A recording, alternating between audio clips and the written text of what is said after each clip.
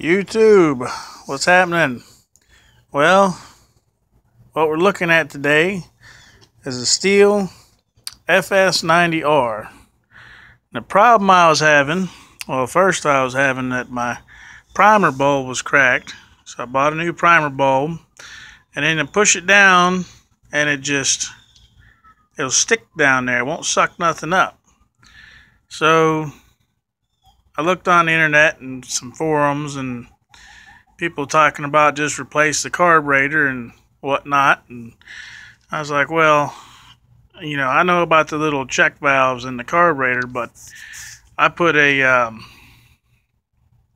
my vacuum gauge on there and was pulling the vacuum, so I know the suction was getting all the way down to the gas tank, and I realized it's not pulling up through the gas tank. So then I took my suction gauge, and you might recognize this partially. It actually broke, but this is in gas tank and your fuel filter and line attached to it. And there's the problem with mine. See that?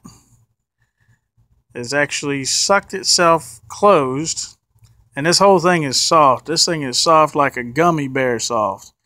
That's thanks to ethanol in the fuel. But anyways, I can put my vacuum gauge on there. Let's see if it'll do it again. Pause this real quick.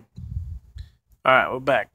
So, I've got the fuel filter hooked up to my MightyVac vac gauge.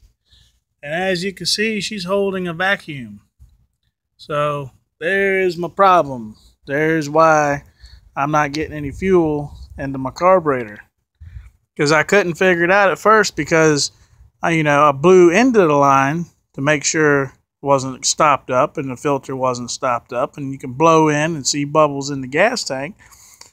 But then when you put a vacuum on there, the line, see if we can see it. See, it just sucks, slam shut. So that's what it is. I didn't see the answer in any forums, so I'm just going to put this on YouTube.